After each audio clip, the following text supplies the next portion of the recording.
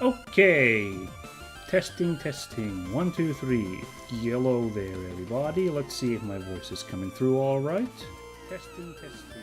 1, 2, 3. Yeah, sounds perfect. Yep.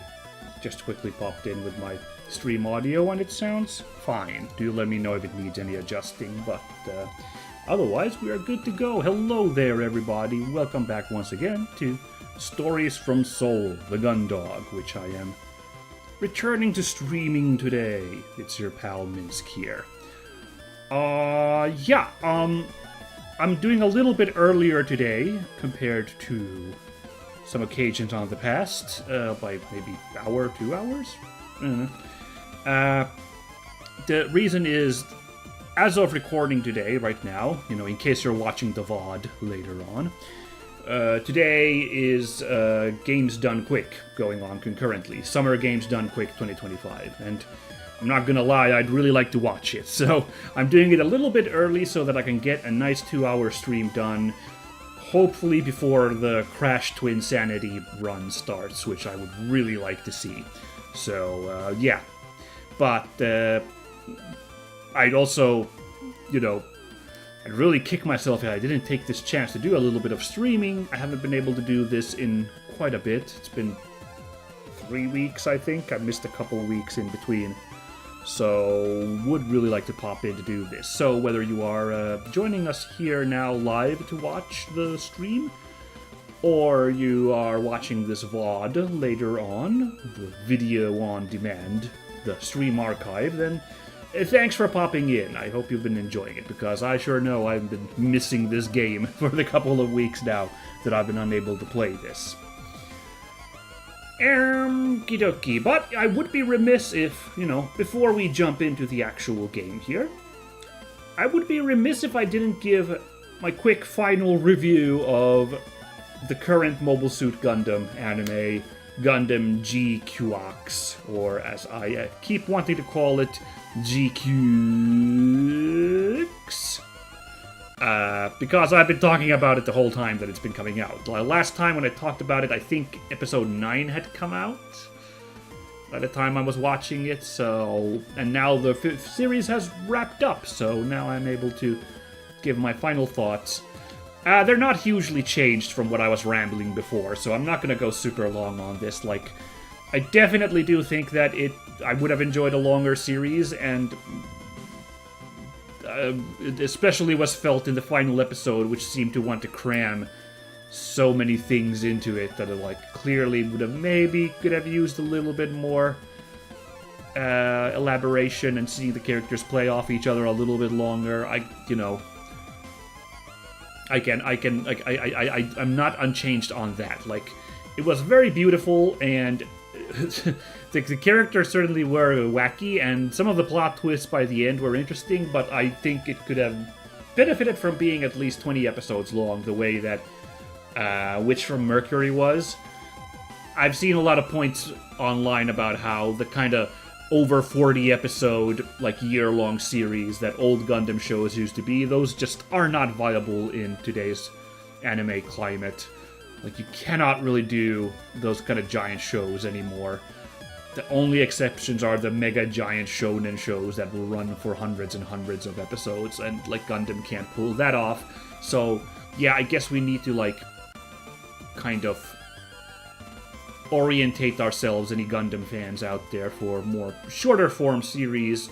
But all that said, this definitely felt like a mini-series that somehow was crammed to the gills. Felt like Wings of Reen by Gundam creator Yoshiyuki Tomino was also a show that was a really manic pace to match the 6 episodes it went over, that miniseries. Well, this was double, but there were still so many points going on that I wish it was stretched out.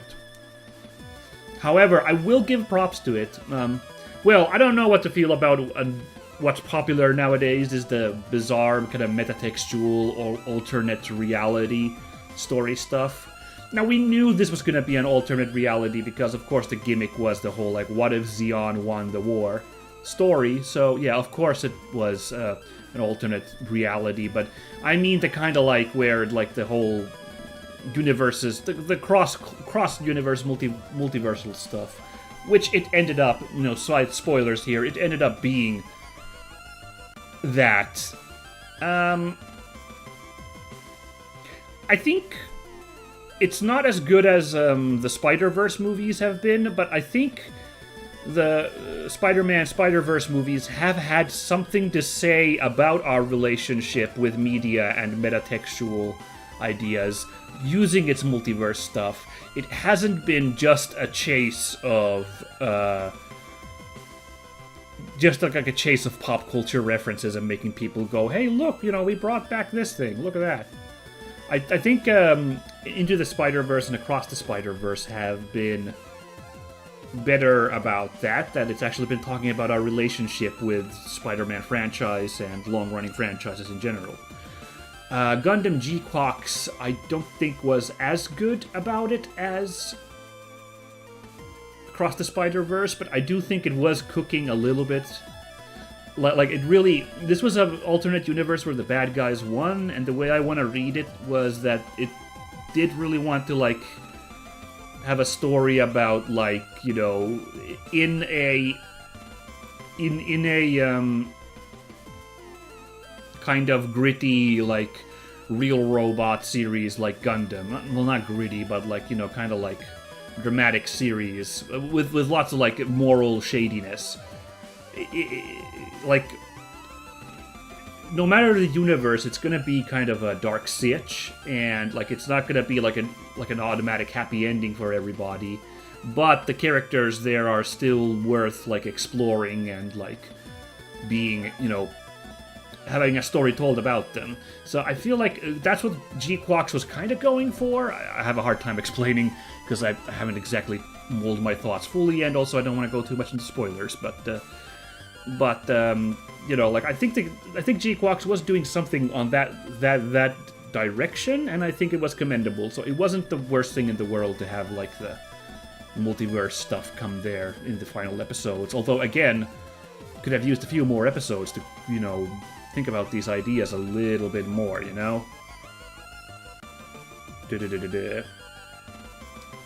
Oh, interesting. Hold on.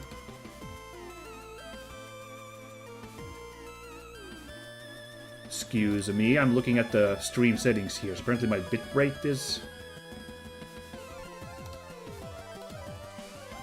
Bitrate is slightly off. Okay, can I fix that real quick?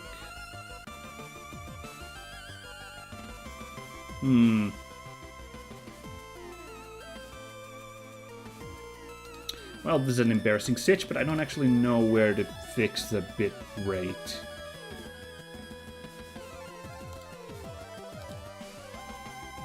In the settings here on Steam, so we're gonna have to let that sit there. So sorry about that, everybody. Yeah, so back to just my final thoughts on Gundam G-Quox here. Yeah, so yeah, look, the multiverse stuff. I don't know what you could have done a story without that, but I don't think it was ruined in this case by adding those elements. But what I will say is, on that pure like fan service level of like the callbacks, there were certainly moments that I marked out in the final 2 episodes. In particular, the revelation at the end of the second to last episode, and the music cue that drops instead of the regular theme song, Like, I was like, oh my god! And that was a great example of, like, why... Okay, there's a lot of proponents for just binging series, but it is fun to keep up with a series, like, where episodes drop, like, weekly, because you get to like really stew on what you just saw, and the anticipation for next episode can build up a little bit. That happened to be 100% with that second to last episode. It was really neat. And yeah, the characters like Shalia Bull getting so much love, and some other like returning characters getting a lot of love there in that final episode. It was pretty neat, but yeah. I don't say hot mess, but it was a hot something, because it was like really, really, really like... It was food that was served way too hot, because it was like there was no time to let anything simmer there.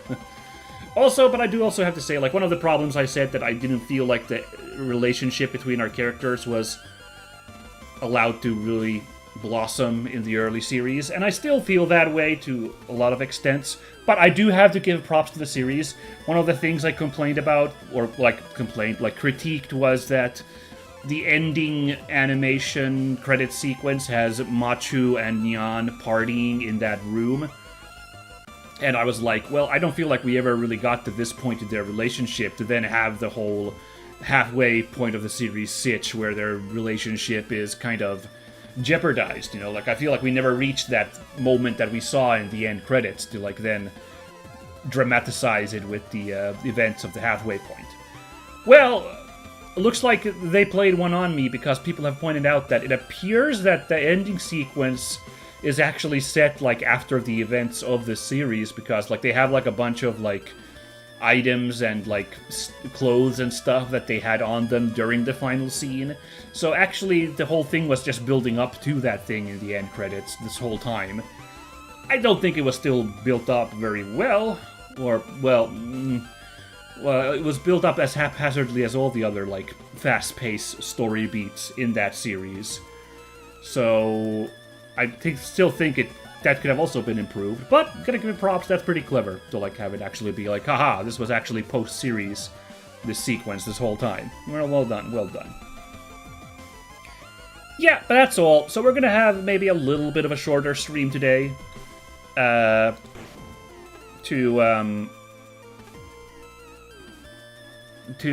know, so that I can clear out and then go watch some Games Done Quick. I recommend you folks at home also go watch it. Even if you're watching this VOD like a week later, go watch the VODs of Games Done Quick. Why don't you? There's already been, at the time of recording, it's been like 24 hours. There's already been some hype streams there. The Turtles 4, Turtles in Time stream has been excellent. It was really funny. It was really good. A really touching moment at the end. Strong recommendation to watch that one. But now, you know, now we're watching Stories from Seoul, the Gundog. Thank you for popping in, everybody. I just realized I don't have my water bottle here, so just a second as I go get my water, because, as you all know, this series has a lot of narration and talking.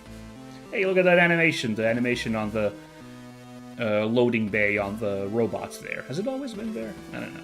Anyway, just a second, I will get my water bottle.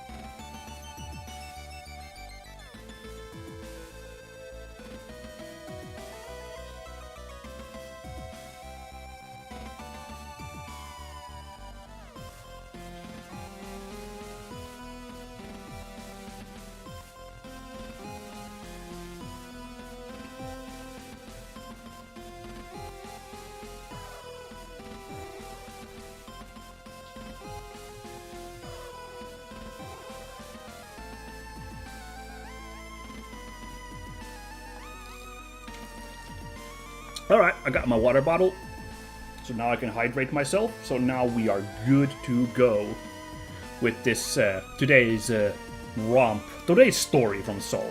So, recap time. Last time, our hero, Sol Schutzhund, and his arch-rival, we picked a they-them one here, sorry. Their arch-rival, Ensign Hansen Kruis, were investigating the O'Brien, the powered-down other cruiser, which got, hit by the same power event as the Gundog.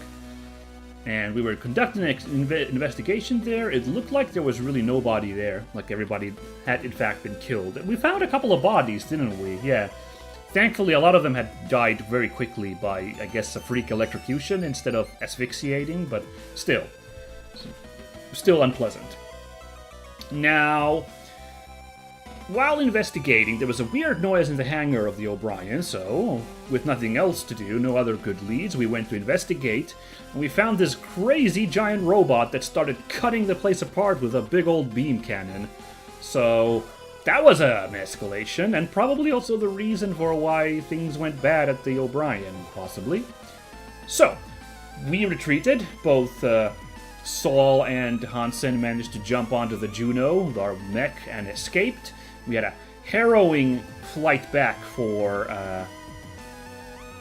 the Gundog, This mech lapped us and attacked the Gundog, and it turned out that whatever tech it's rocking way outpaced our Juno and the Gundog. Like it was super fast speed, and like our weapons were not really doing anything to it. Like the guns, the missiles, nada. It was very, very tense. It looked super bad, like we were about to get creamed by this big old, kind of big Zom-looking walker. Finally, we won the situation by a quick thinking of using Dalton's fast-setting, like, hole sealant foam thing. We managed to gump up the robot with that goop, and then Hansen was able to stab the crap out of it with a knife. Looks like knives work fine on this thing. Now we find ourselves in the dock of the Gundog with the crashed giant robot covered up in foam. And I don't know where we go from here. It's kind of crazy, but let's get into it, shall we? You stretch your neck from side to side and roll your shoulders as you wait for the captain's judgment. I misread that. I thought it said judgment, like it was missing a D. I don't know why I'd read it like that. Dr. Rosarium had done his best for the neck injury he had acquired during Hansen's less-than-textbook landing, but the captain had been insistent that her sole security officer return to duty immediately. Makes sense, even if it is unfortunate. And yes, if you folks don't remember, like, we kind of... The two of us, the Juno and the robot, kind of crashed into the hangar. It was not a perfect landing. As a result, after a cursory once-over, the doctor had given you an anti-inflammatory injection on one side of your neck and an injection of painkillers on the other, before sending you on your way. Okay. Guess we gotta do our best with that, huh? This had left your neck numb, and you with the vague sensation that your head could become detached at any moment. But at least you were up and about. Surveying the hangar, you know you should be thankful for this miracle. Both Hansen's Juno and the craft it had been fighting had entered the hangar at full thrust. If Dalton hadn't thought quickly and activated every single piece of arrestor gear available, the two machines would have torn straight through into the belly of the Gundog. I didn't even think about that part. I just thought about the collision of us, like, ramming in, like, breaking our machines, but I didn't, like, yeah, it could have also breached the hull of the ship itself. Right. Oopsie daisy. On top of that, they'd slammed into the storage container that held the tank he'd been keeping his experimental high-density foam in, causing it to rupture and coat the attacker in the substance and adhere it to the hangar floor. Oh, there is quite a bit of that foam here, so I guess, yeah, more than what Hansen plugged the thing with. Okay, well that's honestly fortuitous to keep this thing in wraps here. With the machine stuck in place, it didn't take long for the Juno's engines to burn out as it pushed against the immovable object. Oh. You make a mental note to give Dalton your thanks later. Not only had the rounds loaded with the substance worked perfectly, it had saved you, Hansen, and possibly the entire ship. What this did mean, though, was that the mysterious assailant which had torn the O'Brien to pieces and nearly done the same to the Gundog was stuck, irremovably for the time being, right in the middle of the hangar. It had shown no activity since it went dead just outside the Gundog, but having one of those eye-like cameras exposed didn't leave you... Oh, okay. Interrupting our contemplating. Alright. Is this craft secured, Lieutenant? Oh, yes, ma'am. To be honest, Cadet Grange's foam has done most of the work for us. With the amount of that stuff it's covered with, I don't see it making a move anytime soon. Even the tethers we used aren't really necessary. When we get back to Europa Colony, it'll probably be easier to remove the entire hangar block to get this thing, rather than carve it out. Is that so? Yes, ma'am. You wait for a moment as the captain allows your response to her rhetorical question to hang in the air. As far as capturing enemy technology goes, this could have certainly gone more smoothly. You feel a retort forming about how indestructible enemies with never-before-seen weapons bursting out of Allied ships isn't something that you get trained for as a security officer, but you swallow it. It's been a long day, and it seems to only be getting longer. Best to save your energy for something worthwhile. Regardless, you've all done good work today. Lieutenant Schutzhund? Cadet Grange? Oh, ma'am, yes, thank you. Dalton, who'd been lurking at your side like a nervous shadow this entire time, squeaks, the unexpected compliment taking him completely by surprise. I mean, that is, if the container hadn't been in that area, then we wouldn't have lost so much hangar space, and I'm sorry that... You swiftly but gently elbow the cadet in his side. Which is, thank you, ma'am. Very good, cadet. Well then. The captain once again leaves a sentence to trail off, half-formed. Whereas this manner of speech had previously left you disconcerted, with its indication that there was something the captain was holding back, you'd found yourself no longer bothered by it. Whether this was because you were used to it, or simply too tired to be perturbed, was a matter you hadn't quite decided on.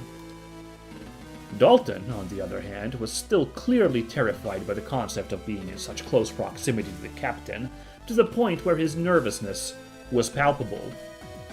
I don't know, he's looking pretty collected here, but... If it wasn't for the rustling of his jumpsuit caused by his nervous fidgeting, you felt there was a good chance you'd be able to hear his heartbeat racing. Oh, like yeah. Has the chief... Ah! Has the chief... I've finished my assessment of the craft, Captain. Ah! Dalton's killing me here. With an amount of grace that surprises you, the chief, having appeared from underneath the catwalk, grabs onto the handrail and effortlessly redirects her momentum, planting her feet firmly on the walkway you are all stood on. Thank you, Chief Cathays. And your assessment? Hard to say. Never seen anything like it. The general structure's totally different from the humanoid construction you'd see on an AF. Whatever materials this thing is made of don't line up with what we see on Martian or Terran machines. Even the samples of that titanium they make on Lunar didn't have the kind of durability this thing showed. Based on the combat data from Cruise's AF, even that'd have been torn apart. Plus no indication of a traditional drive system, which... Your security assessment, Chief Cathays. Heh. That's funny, she started geeking out about the specs. You stiffen as a wave of realization hits you, causing a painful twinge in your neck. As soon as you'd got out of the sickbay, the captain had ordered you to secure the craft. Right, because, yeah, we're still freaked out that it's going to repower and start wreaking havoc. Yeah, that's a very real scare. To have, I would have been scared of the same thing.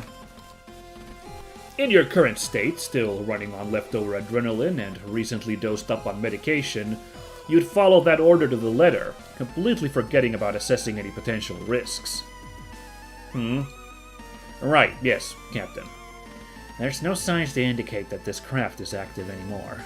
No measurable electronic activity, no readings to suggest an active reactor. Looks like the whole thing has been totally shut down. Okay. The only reading that showed anything was a boson count.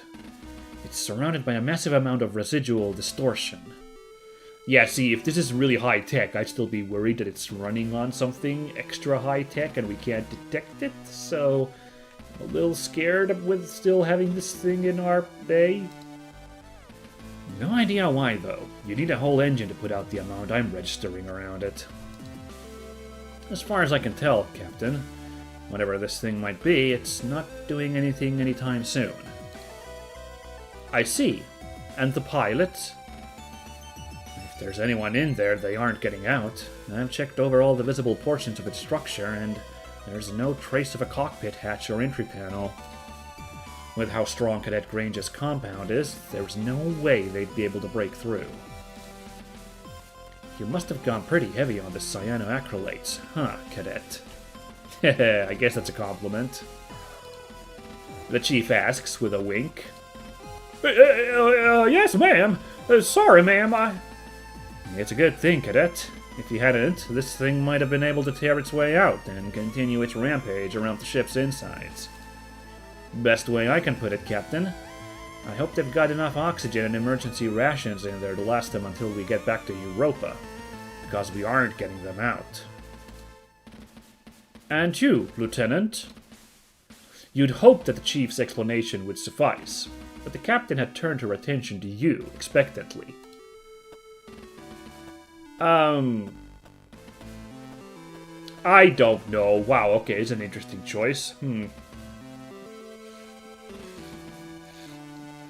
Oh, sorry, taking a drink there while I think. I think we'd submit to the chief's expertise here. I mean, we can't really provide any security ideas on the outside. I don't know. This is hard. This is tricky. I don't know which one to go with here. The chief gave a really good technical assessment, so I'd like to agree with her on that. But maybe there is something that Schutzhund could provide? Some other, like, angle here? But this kind of comes off as just kind of stammering. Like if I were in this situation, I tried to add something else, it would just come off as, like, unnecessary fluff. Trying to add something else into the conversation. So that's why I'm leaning like this is probably not a good idea. Like, maybe I'll just trust the chief's assessment on this one. We'll go with that. I think Chief Cathays has just about covered it, Captain. Sorry. Send this real quick. There we go. I didn't see anything that looked like a hatch when we were securing it, so I don't think anyone's getting out of there. I see. Nothing to add? You spent a brief moment trying to come up with some other comment you can add to what the chief had said, but feeling another twinge in your neck layer over the already present exhaustion, you realize you simply don't have the energy. I was also thinking this, you know, like, we still got, like, a concussion and stuff. I'm not sure we're ready to, like, you know, we're good to go to have a conversation or, like, be smart right now. Although, I guess the point is that, like, we are the only security officer, so I guess we have to, but, yeah, I don't know. I'm going with, I think we picked the right choice. No, ma'am. Well, that makes life easier. Swift classes weren't designed with brigs. The captain takes a moment to move to the railings and places her hands onto them, resting what little of her weight remains in this low gravity on the support, whilst also drumming her fingers against them. As you watch Captain Bardermuse, you see the brief glimmer of a spark in her eyes, this slight change transforming her in front of you from the consistently disinterested captain you know to a canny, analytical version of herself. Aha. She is a woman of many facets, yes, including the somewhat gin-soaked facet we saw that one time a couple of episodes ago, you know.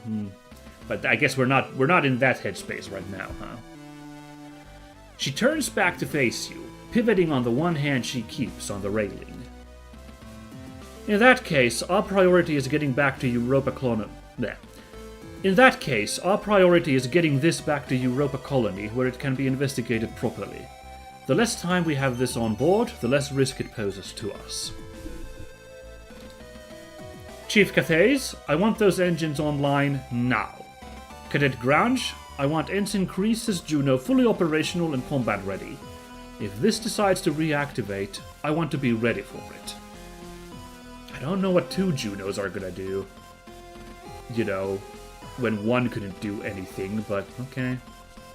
Lieutenant Schutzhund, I want you on active patrol until Ensign Cruis is out of sickbay. You, Romney, and Cruis will be carrying out patrols around the clock until we dock at Europa. This thing has showed itself to be full of surprises. Just because we can't see a way for the pilot to get out doesn't mean there isn't one. That's very reasonable. Yeah, that's what I've been thinking. Like, we just can't take any risk with this thing. Carry out normal patrol and then report back to me. I'll be in my quarters writing this up. Understood? The three of you snap to attention and throw a salute in perfect synchronization. Even the chronically fidgety Dalton maintains a perfectly still, professional countenance. Yes, ma'am. Yes, ma'am. Yes, ma'am! Very good. Dismissed. With a shove against the railing, the captain launches herself towards the hangar entrance, and the three of you drop your stiff postures as soon as she's out of sight. Hell of a day, huh, Lieutenant? You roll your shoulders once again, trying to get rid of the stiffness that's working its way back into your neck. I don't think we should showboat to the chief. Yeah, it just doesn't seem the character I've been playing so far, so this one I think you gotta do this one, huh? As you think back over the day, it feels like it's been a week long with everything that has happened. It felt like you hadn't slept for that long either. You're not wrong, Chief. As you look back to the enemy craft, you can't help but feel like its exposed camera lens is pointing straight at you. Swallowing nervously, you turn away. The unwavering mechanical glare fills you with a sense of dread. So, what do you think? Is it really out of action? Like I told the captain, as far as I can tell, this thing isn't going anywhere soon. Still, doesn't mean that I want to hang around with it glued to the inside of my hangar. Sooner we get back to Europa, the better. And to do that, I need to get the Gundog's engines up and running. So, I'm gonna head back to the engine room. We've all got jobs to do, no time to stand around chatting if we want to get our unexpected passenger back to Europa Colony. Cadet? Chief! The main thruster module on Cruise's Juno is completely fried. Don't bother trying to salvage it. It's gonna need a wholesale replacement. Understood? Yes, Chief. How many extra giant robot parts do we carry? Are we gonna be able to modify this? I don't know. Alright then, both of you. Get to it! With that, the Chief launches herself off a nearby railing and towards the hangar entrance. Much like you had with the captain earlier, you watch as she disappears, relaxing slightly once she's out of sight. As you look around your surroundings, you see that Dalton has already made his way towards Hansen's Juno, leaving you alone. You kick off the catwalk and begin to gently drift towards the hangar exit, taking one last look back at the hangar before you leave. Aside from the sounds of Dalton's exploratory tinkering on Hansen's Juno, and the background hum of various air handling systems, the hangar was effectively silent. This made the sight of the previously hostile machine lifelessly positioned right in the middle of it all the stranger. Still, the Chief seemed adamant that there was no chance it was going to go anywhere, and looking at it now, you have no reason not to believe her. Time for patrol then. Interesting, after all the really goal-oriented stuff, we have a bit of a slowdown to just kind of go around and talk to people. Alright, I can dig that. Let's have a bit of a look-see around here. Despite everything, both Junos are actually in pretty good condition. Ignoring the burned-out engines on Hansen's, at least. Thanks to Dalton triggering the arrestor gear at the right time, Hansen's Juno was caught before it could get covered in the foam. Oh, that is actually super lucky. We'd be down one Juno since we can't really break this foam. Yeah. With the hatches below the armored frames damaged in the attack, if either of them need to leave the hangar, they're gonna need to go through the main door. Hopefully we don't see any more action for the rest of this mission. A man can hope. We'll see how it goes. You grip the railing and lean forward, shifting yourself into a position where you can view as much of the machine and the surrounding mass of rock solid foam as possible. Just like the Chief said, no signs of activity, no signs of life. Your grip tightens as you remember your encounter with it. Even though you'd not been the one piloting, Being there whilst Hansen had fought tooth and nail just to stay alive had shown you how dangerous it was, how powerful. If it hadn't been for Dalton's foam rounds, how much longer would Hansen have been able to hold out? The fact that it had been almost unstoppable until suddenly deactivating it started to nag at you as you stared at it. Had it really been stopped? Or was there something else going on? Yeah, I'd be scared that, the foam gets cored out and the thing just stands back up and starts wreaking havoc. In Europa Colony, no less, if that's how it ends up. So yeah, that's a bit of a scary thought, I think.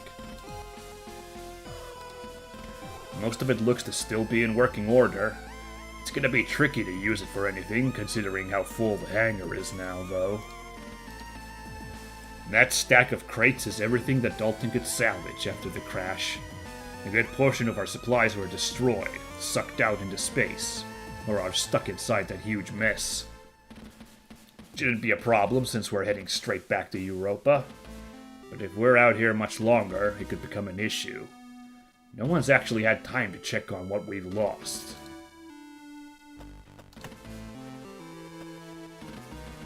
Now let's talk to Dalton before we clear on out of here. Hey, Dalton! You shout across the hangar. What's wrong with me? You shout across the hangar as you shove off the railings towards him, hoping that by giving the cadet as much notice as possible, you won't spook him. Ooh, Money says he's spooked. Okay, he's not that spooked, alright, but he is a bit scared. Lieutenant! How can I help, Lieutenant? You sigh inwardly. Although he wasn't alarmed or shocked, you could tell he was more nervous than usual. Nothing to worry about, Cadet. Just part of the patrol, making sure to check in on everyone. How are you doing? I'm doing all right, Lieutenant. Thank you. Yeah, we should probably, be a little bit press him on this. It didn't seem possible for Dalton to be more apprehensive, but looking at him now, you could see something eating away at him. Are you sure about that, Cadet? Well, am. In the span of half a sentence, Dalton goes from a bundle of nervous energy to totally deflated. Oh man, poor guy. I don't want to be here anymore. Everything's gone wrong, and it keeps getting worse, and I have to be here alone with that thing, and I'm scared. I don't want to be here anymore. Oh man, this rare. Portrait. Poor crying Dalton. I'm gonna give the guy a hug. I don't want to be here anymore. Hey, Dalton. It's alright, don't... Taken aback, you tentatively move towards the cadet, raising your arm to lay a reassuring hand on his shoulder. Dalton bats your hand away, simultaneously wiping his eyes with his sleeve, smearing tears across his face. No! I'm fine, Lieutenant. I was just... sorry. I'm just a little bit stressed out, and it's been tough, but I need to fix the... You move forward again, but before you can reach him, he spins, preparing to kick off the Juno towards the crates on the other side of the hangar. Ooh. I'm gonna actually let him go. I don't know. I think I gotta give the guy some space. I don't think... Although if I could have given him a manly hug to, help him cool down, I don't know, but I don't know. I'm gonna give him some space. You reached out to stop the cadet, but draw your hand back moments before he launches himself off the armored frame. As he disappears amongst the crates, you sigh. As much as you'd like to comfort him... As much as you'd like to comfort him, there's other things going on right now that need your attention. Besides, you're a security officer, not a counselor. How much help could you be? Oof. It kind of sounds like I did not pick the right answer. Oh, man. Poor guy. Right. So, I was thinking we go to the other end. go Central Hub and explore the other stuff, then come back here because we're supposed to go to the captain's quarters to give our final report. So I think that's like a, smart place to go to call things, end. That's a smart order to do things in. But why don't we go really quickly first to the mess hall? Because before you even head into the mess hall, the aroma of machine-made coffee and pancakes wafts down the Forsyth thoroughfare, and your stomach growls audibly. Well, that too, we could also use a little bit of a pick-me-up as well. But I was actually thinking, somebody on this ship really likes chocolate bars. We'll probably bump into them, I could get another chocolate bar. It's kind of been a mechanic in this game so far, so might as well pick up that chocolat early, You hadn't realized how hungry you were until now, but with the scent of rich food in the air, your body begins to let you know in no uncertain terms that you are ravenous. Hey, Haru hanging out here again, cool. As you step inside, you see Ensign Rumney leaning back lazily in their chair, slowly picking their way through a stack of syrup-covered pancakes, fork in one hand, cup of coffee in the other. They acknowledge you by looking over to the doorway and raising their cup of coffee slightly before returning to their meal. Oh, that's unusually pensive from them. Before you can say anything, your stomach growls loudly again. A smirk appears on the pilot's face briefly, but is quickly dismissed as they go to take another mouthful of pancake. As they carry on eating, you decide to leave them to it for the time being and head into the room to take a look at the available options. Alrighty. Haru's coffee. They take it pitch black and so thick you could stand a spoon up in it. I thought it was gross when they put their cigarette out in it, but as it turns out, it was pretty gross to begin with. That is actually really gross. Looks like these are both working fine. If they weren't, Cassie would probably commit mutiny or something to get them fixed. It looks like with the exception of pineapple salad, everything else still has the necessary ingredients available. Aw, darn, we're out of pineapple? Oh, that sucks. Pineapple salad actually sounds pretty good.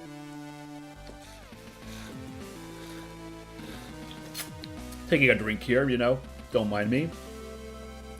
Feel like something a bit more substantial than a fruit salad, though, so that's no great loss.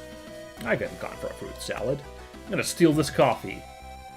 Haru's drinking that right now. It'd be pretty weird if I decided to take a swig. No kidding. You look at the vending machine and consider the available snacks. The thought of a chocolate bar seems appealing, and you take your ID card out of your pocket, slide it into the machine's card slot, and key in your selection. One of the coils spins slowly, and your bar is eventually ejected, landing at the bottom of the machine near the access hatch. You got a silent voice. Nice. I'll save this for later. Yeah, I imagine we might be handing it to somebody else, eventually. Approaching the machine, you look over the list of menu options. You'd have been surprised when you first got on board that the choice was just as extensive as the machines on much larger ships you'd been stationed on. Oh, really? The problem with this was that all the choice made it difficult to decide on what you wanted to eat. Yeah, choice paralysis. I know that feeling. You spend a minute or two going back and forth over the various menu options before narrowing it down to...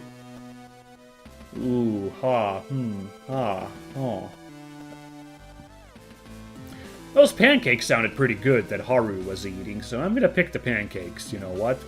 Hamburger would have been my other choice, but sure.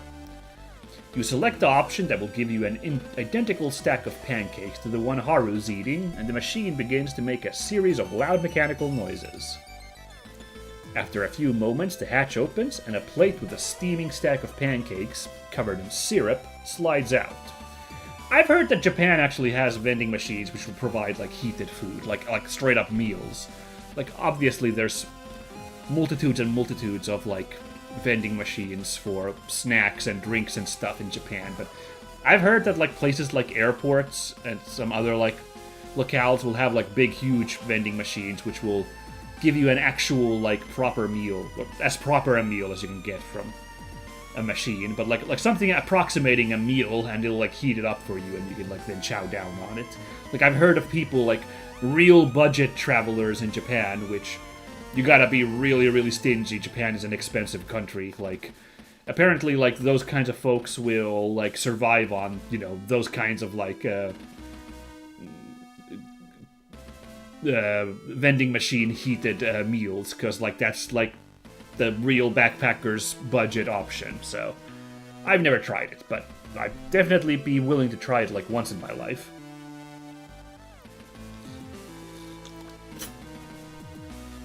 You take the plate from the machine and head to the table to sit down. You assume that Haru's silence means they're not interested in conversation, and decide to respect that by not saying anything.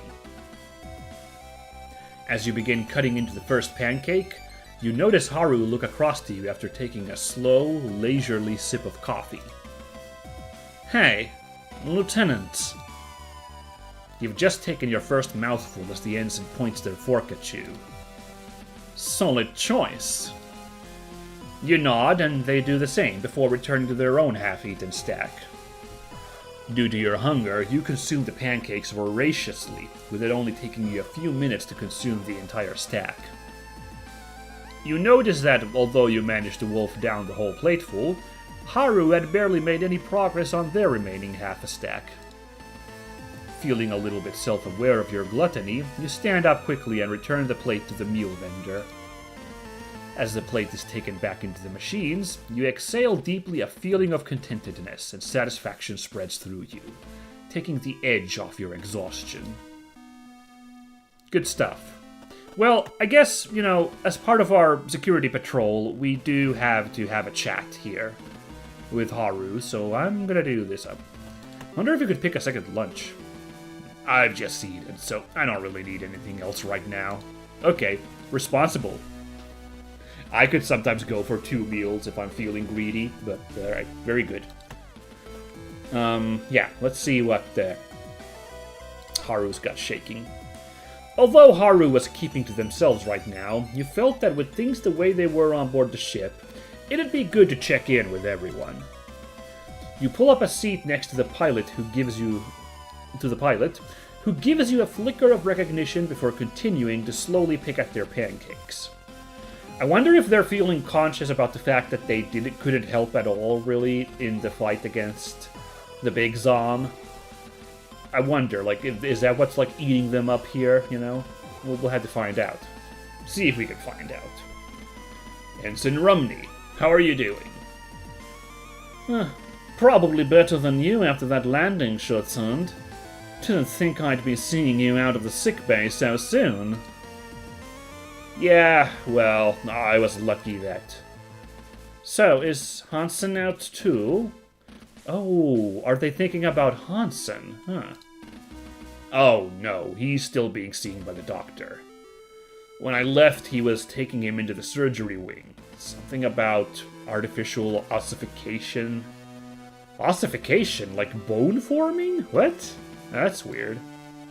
Oh, right. Oh, no, he's gonna have to... The doctor's gonna have to do artificial ossification to fix broken bones extra fast? Oh, boy, that's not good. Damn. How'd he manage to go and break something that seriously whilst you're up and about without a scratch? Well, next time you see him, make sure you give him the thanks he deserves for getting you out of that situation alive. If it wasn't for his piloting, this hell ship would be space dust right now.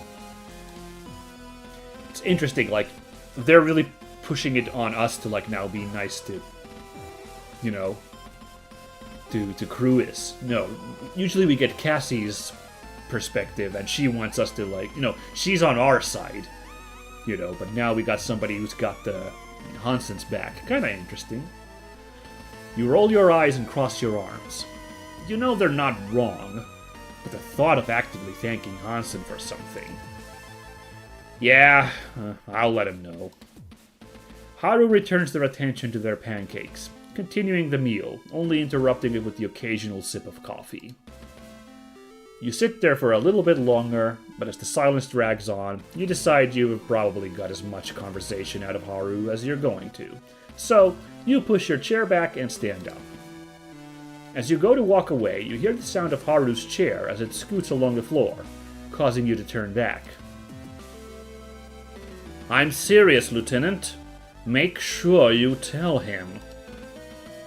You look at Haru for a moment and then mentally shrug as you turn away again. I heard you the first time, Ensign. Don't worry. Mysterious. Yeah, maybe Haru has feelings for Hansen or something, and that's why they're thinking about that. Maybe, I don't know. Anyway, yeah, let's start from this end and work our way back. And ooh, lights flickering. I should check in with the chief as part of my patrol. Find out how things are going with the engines. Okay, I'm not gonna look through all the doors, but good to know that's there.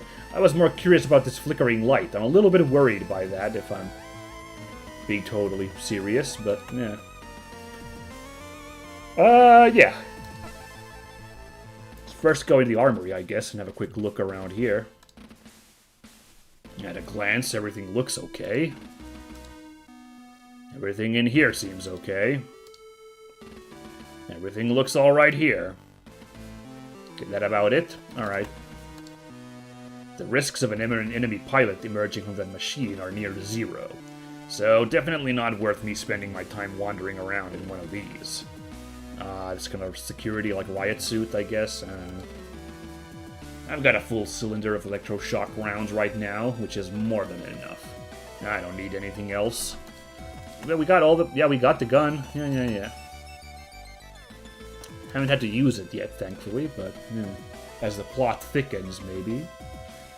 You tug on the locker's handle, but there's no give, indicating that the lock is engaged. It doesn't look like the issues we've been having have affected the armory's security systems. Not that I'd be too worried, even if it had. You need the captain's authority to access the armory anyway. I'm the only person on the ship allowed in here.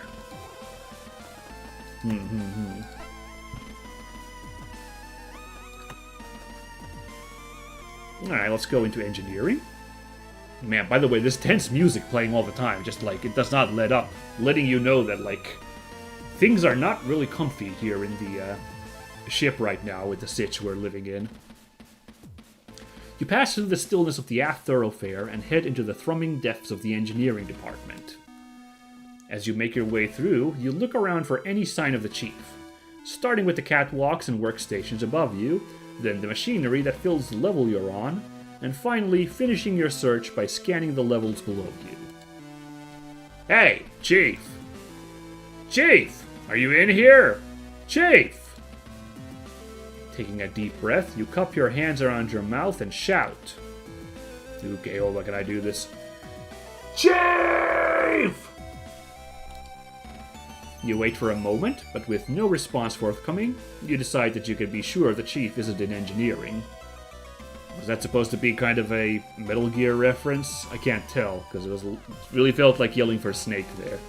Probably not, I'm overthinking it. Despite the level of noise coming from all the various systems, it wasn't like engineering was that loud. Instead of carrying on your search for Chief Cathays, you turn your attention to the engineering department in general, quickly going through your mental list of checks that make up your patrol's report. As far as you can tell, everything seems in order, leaving you without much to dwell on. Let's have a quick look. No, sorry, I don't know what's wrong with me. I'm really yawny today. It's kind of throwing me off a loop. I already had a nap earlier today, but I don't know. Must be the summer is melting me. I'm almost certain that thing's the power distribution module. It distributes power to rechargeable batteries, at least. That thing is... It's probably really important. Let's leave it at that. I do believe this was the life support machine, so yeah, it's kind of important. Thankfully, the computer seems like it's working fine ever since it was reset. Although there's never been a good time for your ship's main computer to totally shut everything down, it could have been worse.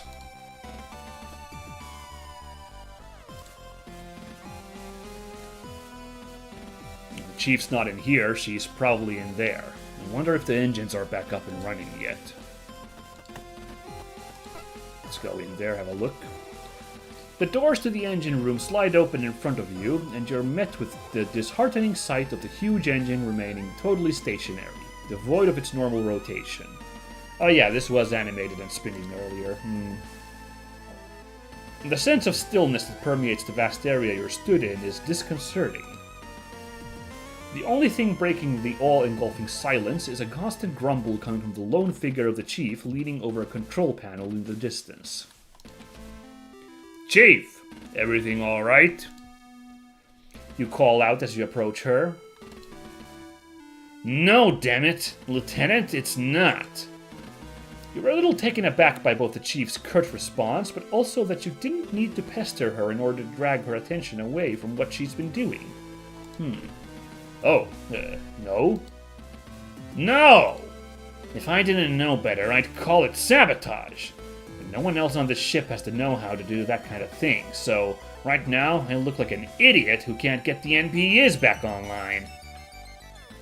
Whoa, Chief, hold on. Sabotage?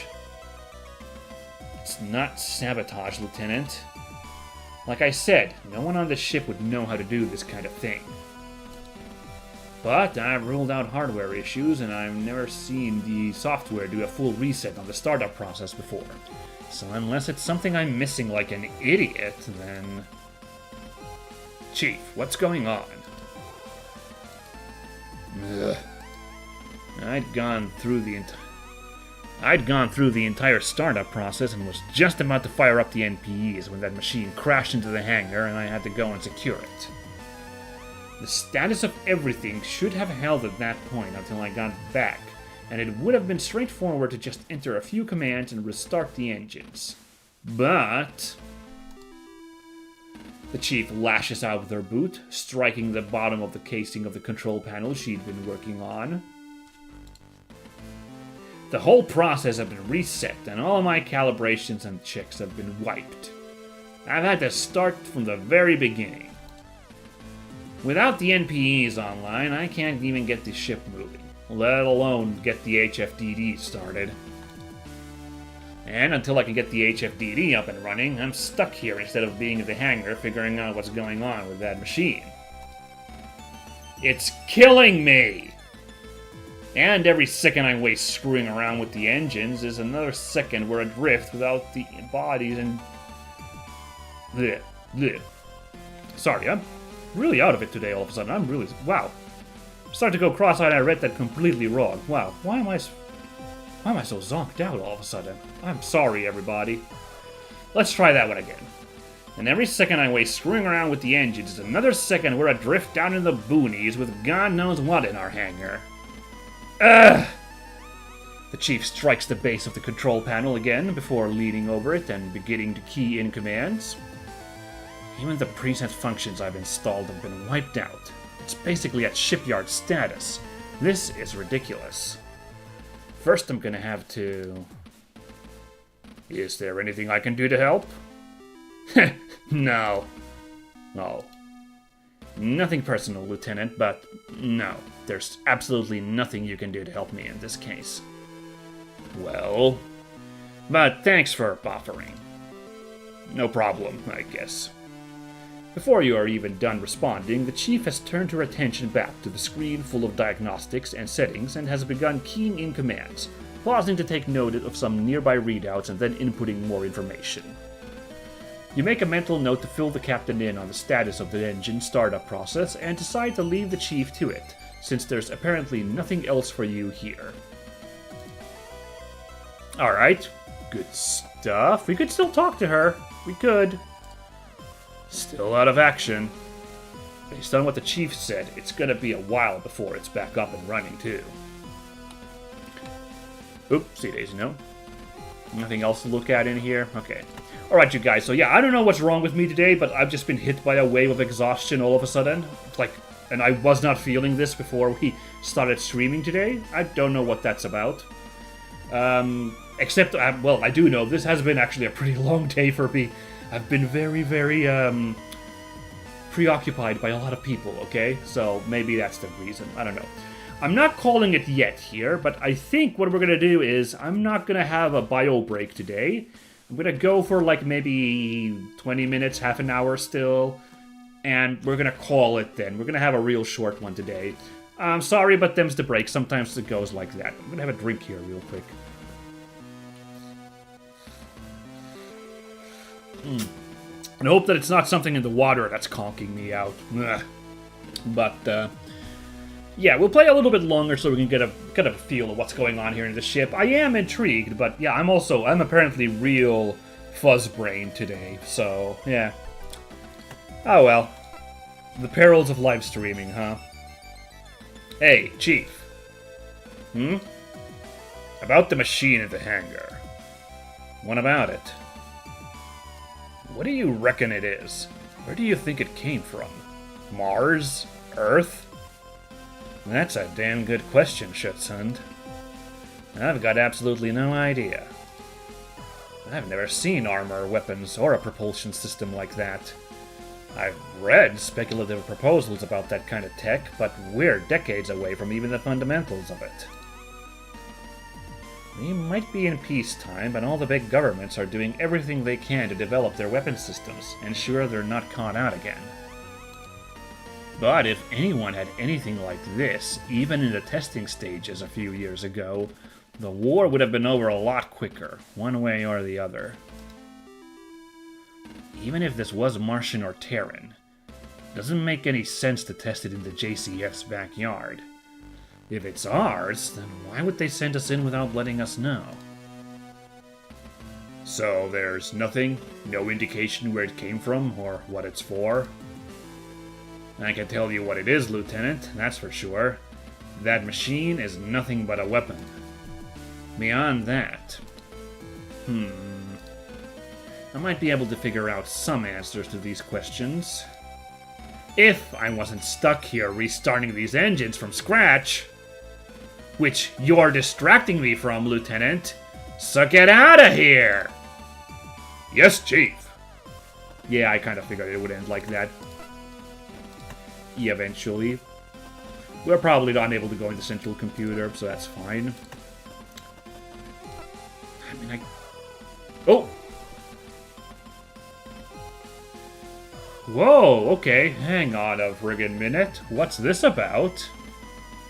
Yeah, okay, sorry, I was about to say, I guess I could still go check the Central Computer, but... No, something else came up, something entirely unexpected. Wait a bloody minute. Wait a minute. That wasn't this way the last time I passed through here. Maybe Dalton didn't replace this correctly? It must have shaken loose during the battle. But it was definitely attached the last time I was here. Oh boy, we gotta investigate this immediately. I'm gonna have to cut my tour short. Dang it. I wanted to talk to everybody, but no. This definitely wasn't like this when I came through here earlier. You head over to the entrance to the maintenance crawlway and, holding onto the sides, lean into the space first looking up and then downwards. The ladder extends into the gloom in both directions, and although you can only see up to a certain distance, you can't see anything unusual and you don't hear anything either. With a shrug, you move to pick up the panel, placing it back onto the wall. Takes a little bit of trial and error, but eventually you get the panel attached again. You give it a few knocks for good measure. That should do for now. Dang it, I kinda would have wanted to go in there and investigate what's going on. It's a little bit scary that happened, you know? But we'll have to let that cook for now. We do get to still wander around the Gundog and investigate. Very good. After we brought the Gundog back online, the whole crew had been reminded about the locations of emergency spacesuits throughout the ship. The attack from that machine was so sudden, though, that there was no chance for anyone to put one on. If its attack had been successful, it probably wouldn't have made much difference to the crew's survival if they'd been wearing one or not. Yeah, no kidding. The robot would have cut the people down eventually. I've had enough views into space from this room to last me a lifetime. The only time I ever want to see this door open is when we're docked. This looks like it's in normal working order. No issues here. With the terminal working, I've not got any need to use this again. Let's see. Any imminent threats hurtling towards us? Let's take a look, just in case. Everything looks nominal. Nothing that I can see. Although it'd be fun to compare, like, the views, you know, between earlier in the game and now. Just see if there's, like, a changed star here or something. That'd be, like, actually kind of spooky, you know? Alright, that's good. Okay, this has not popped out yet. Good. I was like, maybe that happens again. Let's go to the sick bay, see how people down here are doing. Even before the elevator's doors open, your hand is raised to preempt the harsh brightness of the sick bay's lighting. The powerful aroma of disinfectant wafts into the elevator as the doors slide open and the light shines brightly through the widening gap.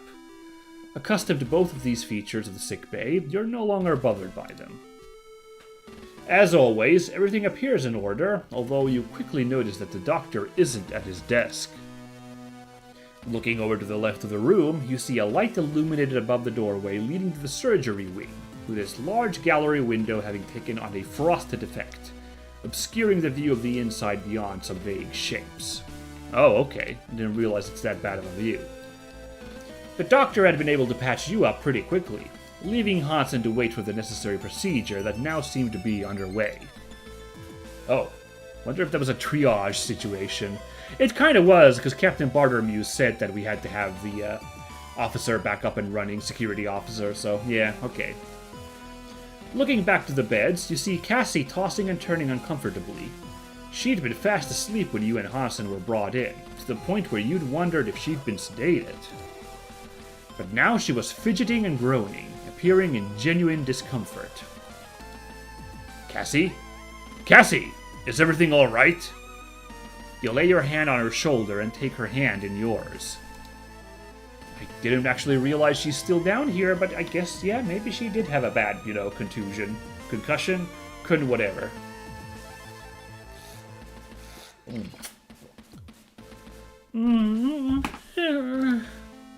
Hey, Cassie, can you hear me?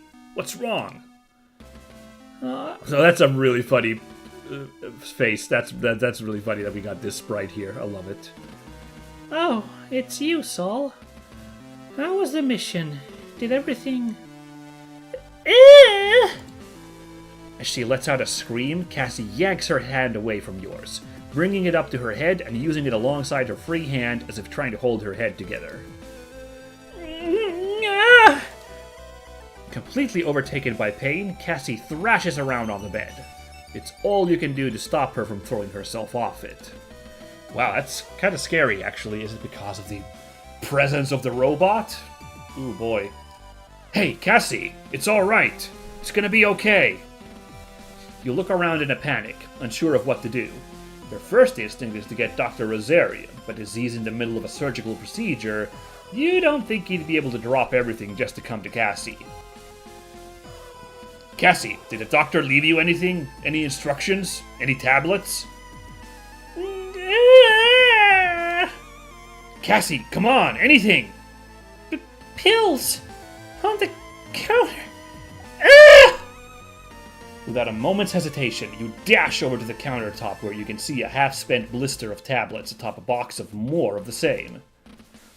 You grab a nearby small glass, fill it with water from the hand-washing station, and then take it and the tablets over to Cassie.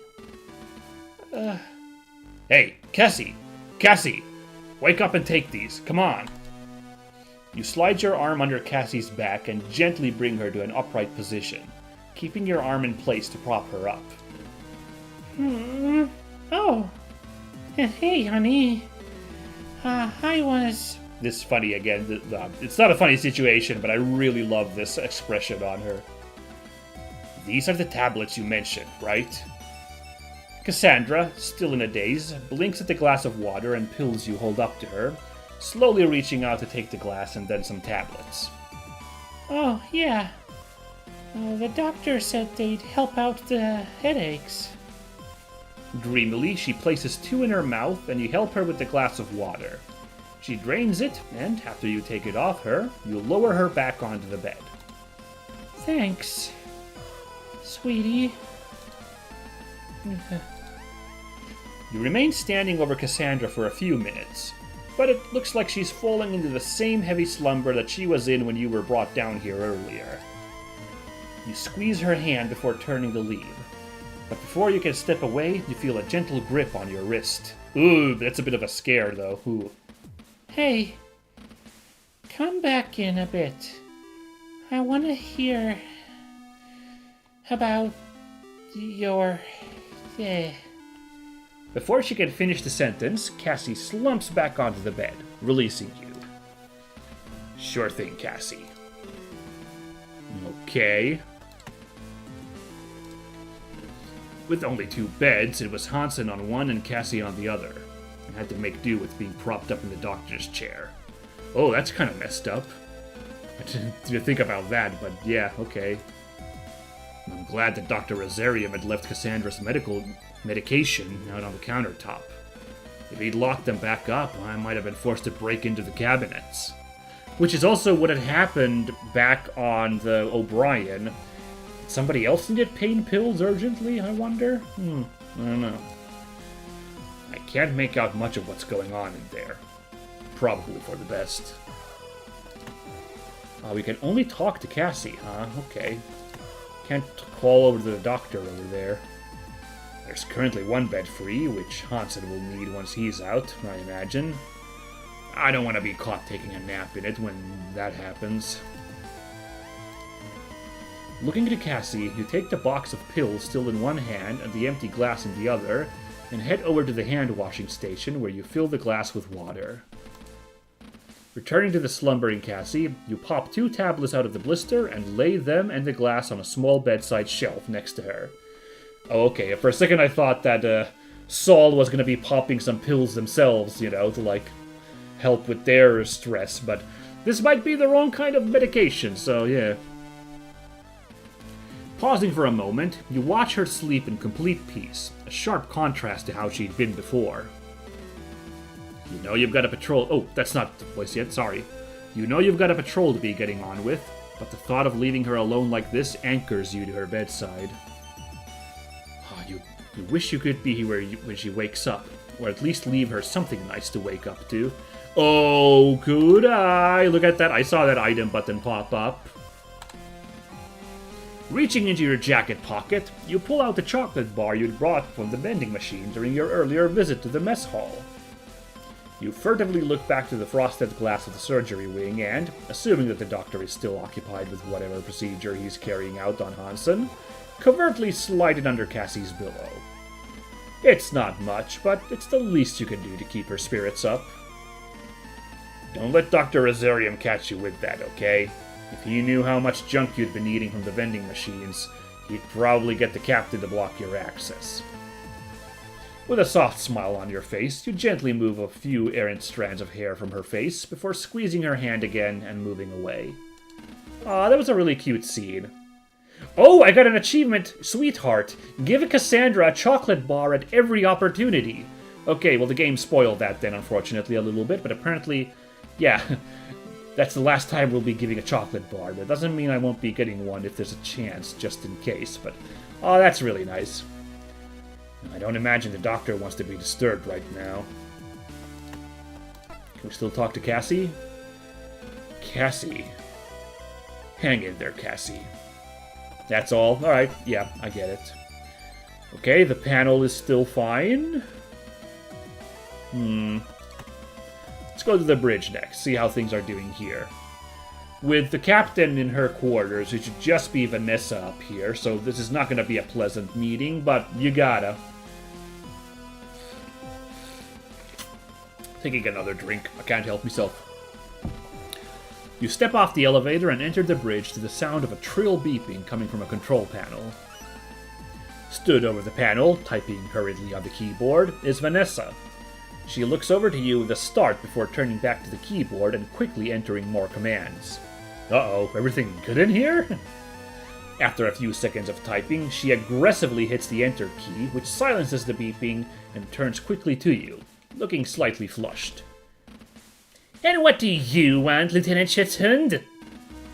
At this point, you no longer have the energy to mask your exasperation and let out a sigh as you pinch the bridge of your nose between your thumb and forefinger.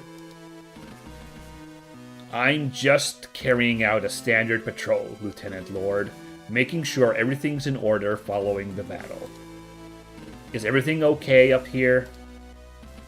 You lean slightly to try to see what was being displayed on the screen above the panel Vanessa had just been using, but was now stood in front of. Stepping sideways to block your view, Vanessa reaches back to the keyboard without turning around and enters a quick series of button presses that shift the display to something else. Of course you're on patrol! I suspected you wouldn't be here to give your post-mission report like you're supposed to! It'd be too much to expect the Gundog's hero, the dashing Lieutenant Schitzhund, to actually follow protocol for once. But then again, with how I had to remind you of procedure when the power went out, I suppose you might not be willfully ignorant of how you're supposed to act.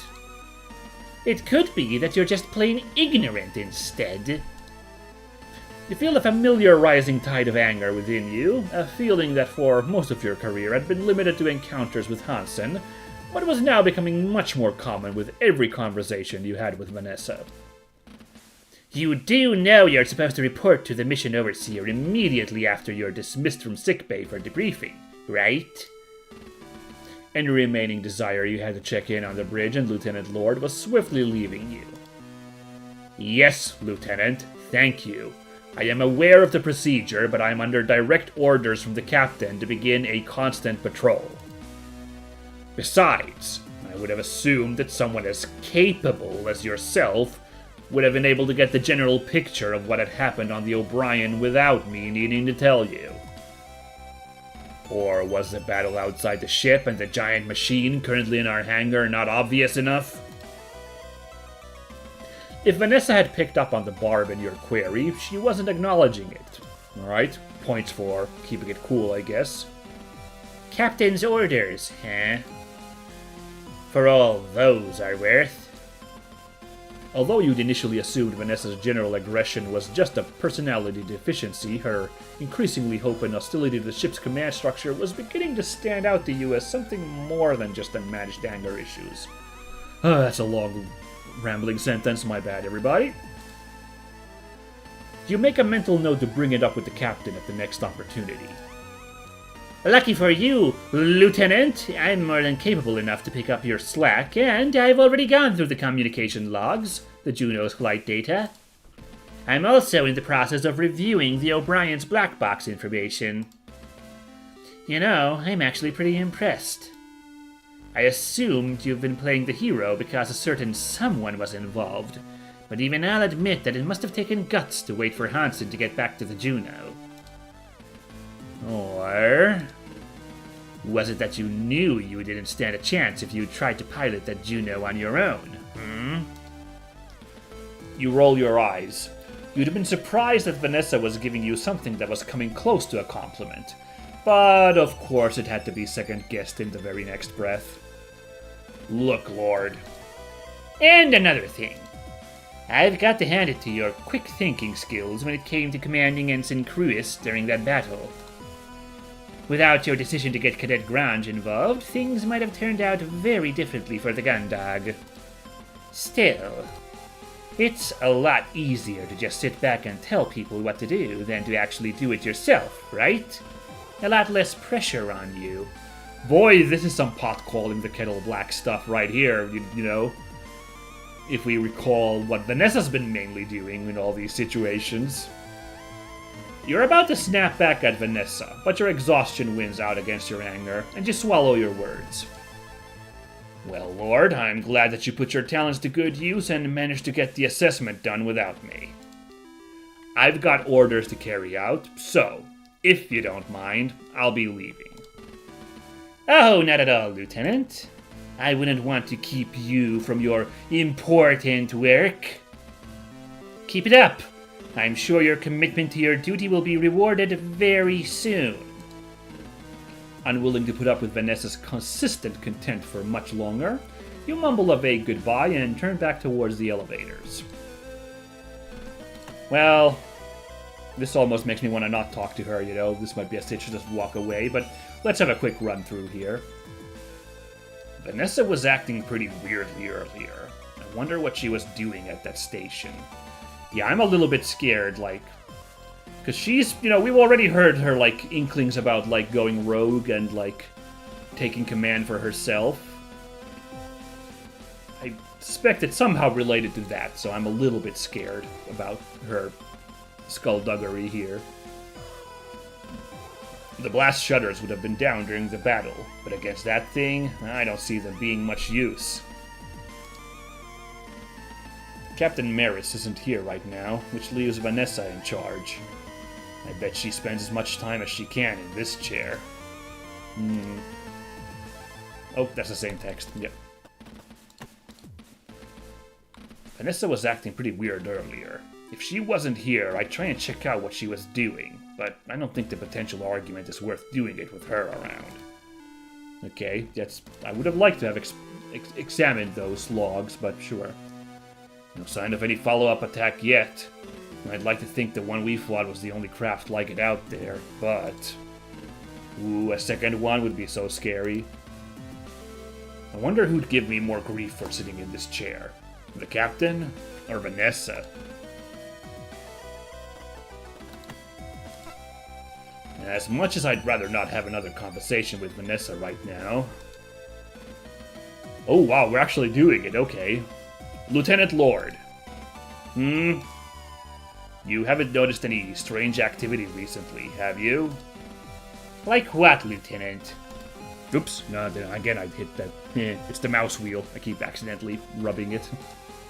Like our entire ship losing power, even the backup systems? Or how we lost contact with the ship that we were supposed to rendezvous with? Lieutenant. Or the sudden attack by a completely unknown machine. Lord, could I...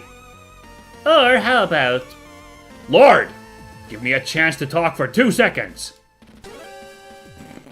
I love when we can rattle her like this.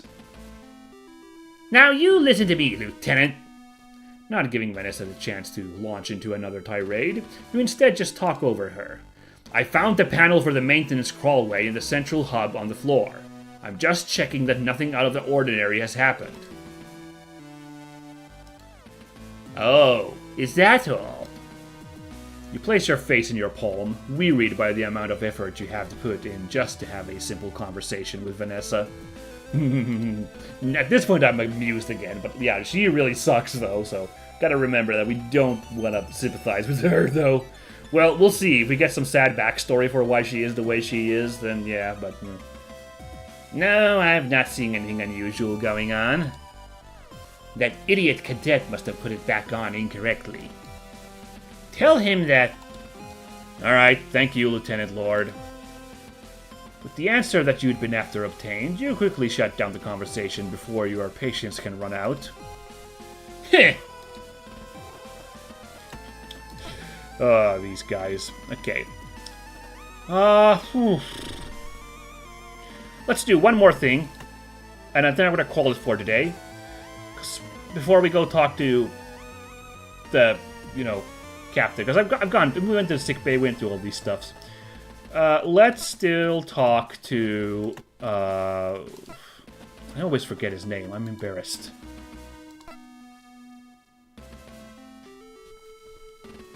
The gunner guy. I'm sorry, I'm blanking on the name. That's a pretty good sign that I need to call it for today. I'm gonna go talk to him real quick. Dylan! It's Dylan something. Yeah, Dylan! There we go. I'm gonna go talk to Dylan real quick just to, get that, because there's no one else to talk to at that point except go report to the captain. So, I think it's worth it, and then we'll call it there. Again, short episode today, short stream, but I am Something's wrong with me today, you guys. I'm sorry. So, we'll try again in the near future, okay? Okay. You'd have been ordered to carry out a security patrol by the captain, and with you being up to speed with what was going on in the hangar and with the chief, that meant fire control was your next stop. As you step into the small room, you're surprised as Dylan turns around immediately. Ooh, wow, yeah, no, not jamming on his tunes. Hey, Lieutenant. Did they send you to check up on me?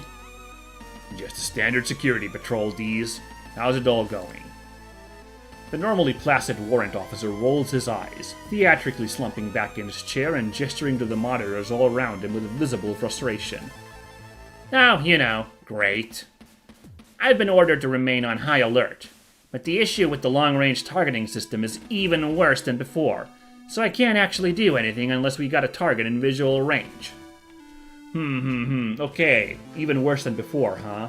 Once again, interference from the big machine since it's now parked on our ship. That's kind of what I'm suspecting. Which means I've got to keep looking at every one of these screens all the time and nothing else. So, you know, living the dream. What's wrong with the long-range system? As if I know. Same thing as before, just worse. That's how the enemy got the drop on us. We didn't know they were there until they were right on top of us. Otherwise, I might have been able to get some shots in from the main guns. Might have been able to do something against that machine, at least. Not like the point defense cannons were any use. I swear, I almost got it so many times, but it moved faster than the cannons could, and even when I tried to lead the target, it was too erratic to figure out where it'd be. Ugh! With a groan, Dylan slides further into this chair and kicks off the floor, sending the chair spinning in a slow circle. As he rotates, he glances over all the monitors before turning back to you. But yeah, anyway, the long-range targeting system's almost completely useless right now. It's been fuzzy since this morning, but it got way worse when that thing showed up. I've tried to ask the chief to take a look at it, but she's still busy with the engines and everything else going on, so, like... He looks over to the top of his glasses. Oh, he looks over the top of his glasses at you and shrugs. It is what it is, you know. Dylan makes another rotation, this time gently brushing his hand over the targeting system controls, shifting their focus slightly as he rotates past them. So, what's up with you, Lieutenant? Got pretty gnarly out there, huh? You alright? You take a moment to rub your neck. You'd noticed it was beginning to stiffen and the pain was creeping in around the edges. Hopefully, whatever the doctor had given you would hold out for a few more hours. Yeah, not too bad, Dees. Thanks for asking. That's good, yeah. I could see Hansen's Juno through the cameras. Pulled some pretty sick maneuvers. You must have been really hanging on in there. You think back to how you'd been thrown around the cockpit by some of Hansen's stunts. The experience of clinging onto the temporary passenger seat wasn't one you wanted to relive soon. You're not wrong. Things got pretty wild out there. I'm just glad we made it back in one piece. Yeah, I'm, sorry I couldn't do more to help you out with the Gundog's weapons, you know? Just everything was way too slow. You smile and wave your hand subtly to dismiss Dylan's concern. Don't worry about it, Dees. We couldn't do much against it either. I don't think there's anything on board that could have taken that thing out. Yeah, you might be right, huh? A silence hangs between the two of you, and you're about to make your excuse to leave before Dylan leans forward in his seat, looking you dead in the eyes, and speaks in a hushed tone. Oh, really? What? So, like, what is that thing, Lieutenant? What happened on the O'Brien? Is it Martian? Terran? What's the deal? Have we got to the pilot yet? You place your hands on your hips before shifting your weight onto one foot and crossing your arms instead. Whilst exhaling deeply, you break the eye contact and look around the room at the monitors, finally looking back to Dylan, who sits there staring at you expectantly. Honestly, Dees, I've got no idea. All I know is that it blew the O'Brien to pieces, and then came for the Gundog, and nothing we've got seems to have been able to scratch it. Dylan lets out a loud sigh, making his frustration obvious. Ah, great. Okay. Well, thanks anyway, Lieutenant. Guess I better get back to these monitors in case another one comes looking for its friend. Sure, I'll check in on you later, Dees. With that, Dylan turns back to the walls of monitors, and you watch him begin to idly prod the controls, adjusting and shifting views on some screens and altering the focus on others. Okay, well, let's see what we can do to find out here. Normally, I'd ask the Chief to prioritize getting that long-range system back online, but she's already got her hands full, so it can wait until the engines are back online. Yeah. There's only two things in here, these monitors and then the panels. Looking over the control panels, you can see that the majority of the targeting systems are operated by a series of rollerball inputs and buttons. Ooh, kind of like the pinpoint barrier on the Macross. Neat. Your attention had been caught over the last few security checks by one of these balls being replaced by an 8-ball from a pool table. But you'd never thought much about it until now. You lean over to the panel with the 8-ball in it and take it out of the recess it was set into, revealing a series of small rolling components set into a half-sphere recess. Hey, can I help you there, Lieutenant? You look at the 8-ball for a few more seconds before looking at Dylan and turning your hand to show him the ball. What's the deal with the 8-ball, Dees? Oh, that thing. Oh, that's my lucky 8-ball. I'm actually pretty good at pool. Back before I was in the JCF, I used to make my living that way, hustling in pool halls, the occasional tournament with a cash prize, that kind of thing. I took this ball from the table at the first tournament I won. Kept it with me ever since. I guess it's just good luck it's the exact same size as the roller balls the manual targeting system uses. You inspect the ball one more time, rolling it over in your hand. It's not a trick ball or anything.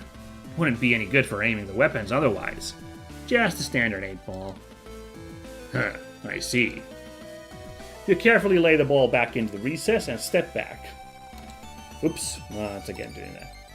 Alright, Dees, well, I'll leave you to it then. Sure thing, Lieutenant. Same old massive readouts and views of various points outside the ship. Dylan said the long-range targeting system is out of action. I guess some of these displays do look fuzzier than others. With so many different controls for so many different weapons, Dylan must have really had his hands full here during the fight. Oops. Okay, I only jumped that one. I bet watching him switch between all those point defense controls was really something to watch. Alright. And let's talk to Dylan still real quick before we clear on out. Oh, Dees. Yes, Lieutenant? How come you're not listening to your music?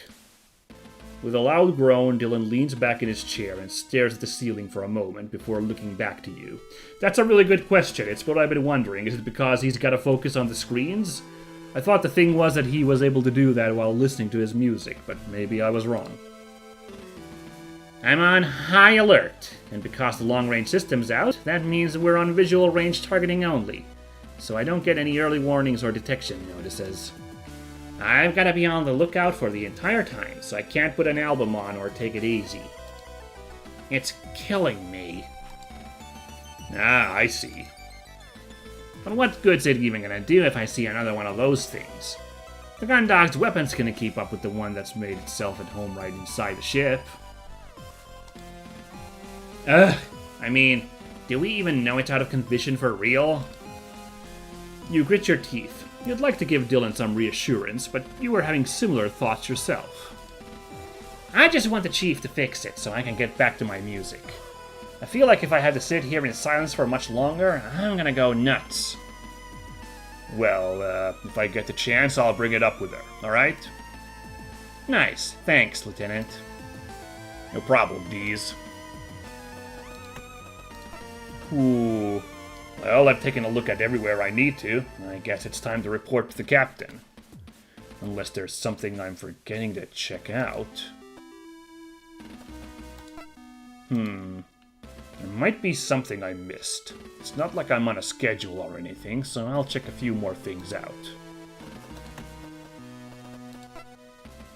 Okay, that thing is on spot, yeah. We're gonna call the episode here in just a bit, but I'm just gonna see if I can talk to...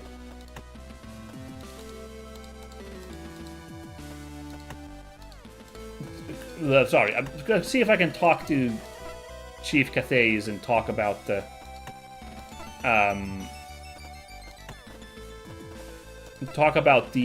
you know, thing we just talked with Dylan, so... Just gonna do that real quick. Also, I guess... Now I can do that central... Oops, no?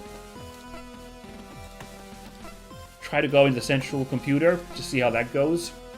You take a moment to pause outside the door leading into the small room containing the interface for the ship's central computer. Despite looking much like any other door on the ship, made distinct only by the stenciled paintwork stating that what lies within is the ship's mainframe, you can feel the weight of the significance of what lies behind it. It had only been a few hours ago that you desperately hooked up to the portable subterminal and used the last of its battery to open the door, allowing you to make your way inside and reactivate the computer, and with it the gun dog. You find a small amount of dark humor in the fact that you'd rather be dealing with those circumstances again rather than what was happening now, despite the stress you'd felt at the time. You really never know what you've got until after it's gone. You run your hand over the cool metal of the door. It's not like I can get in here anyway. Access is restricted to the captain, Cassie. Wait a second. We got Cassie's key card! Oh my god! Wait a minute! Oh, wait. You dig around in your pocket and pull out Cassie's key card. I totally forgot I had this. You turn the card over in your hands a few times, thinking about how since it wasn't your card and it had access beyond your rank, you should have really handed it in earlier. However, given the circumstances and everything that had gone on today, you had a feeling that it might be worth hanging on to. And Cassie's out of it, so, you know, she's not gonna use it for anything. Ooh, that's a really bad explanation for us to hang on to this. With what happened with the central computer earlier, it's probably worth checking up on it. You run the card to the card reader to the side of the door, and after a brief delay, the terminal flashes a message, access granted, and the door begins to slide open. As the opening door reveals a glimpse into the room, you spot a hint of movement within the cramped interior. What? Without hesitation, you draw your electroshock weapon and aim it into the room, waiting for the door to fully open to reveal whoever's inside. Hold it! You step into the empty room and look around. The room is so small that you could already see the majority of it through the doorway. There was nowhere that anyone would be able to hide. As you stood alone in the room, the only thing that was moving was your hair, which was being gently blown around by the overhead ventilation. You look upwards. As small as it was in terms of floor space, the room's ceiling was so far above you that you couldn't make it out in the gloom. You only knew that there was a ventilation duct above you due to the constant cool breeze. Oh my god! Are we gonna be dieharding in a bit? Uh-oh. I must be starting to see things. You sigh to yourself, holstering your weapon and pinching the bridge of your nose with your thumb and forefinger. After a brief moment, you look around the room one more time. Not seeing anything unusual, you shrug and step back into the engineering department. Well, everything seemed okay in there. As the door slides shut, you turn away and head back towards the engineering department's main walkway. Oh, hold on, I'm gonna go there one more time. Everything seemed fine in there. There's no way for me to check if the computer's okay, so I should just get on with the rest of my patrol. Okay. Well, that's very damn curious, though. I'm really glad I decided to pop back in there. Man, that's good. Yeah, let's talk to the Chief Cathays real quick, and then I'll call it for today. We went a little long after all. But, yeah, I'm gonna be calling it after this. Hey, Chief. About the machine in the hangar. Oh, no, this is the same dialogue. Whoopsie daisy. No new dialogue about Dylan's problems. Fair. Well, next time, to be honest, if I wanted to be really thorough, I should maybe check the crew quarters, maybe even check my own crew quarter, maybe check Cassie's crew quarter. But I really do, I do think I'm going to quit calling it here, everybody, so I'll just make a mental note next time that the crew quarters still need to be checked, be thorough, and then we go see the captain. Yeah? Yeah. Good.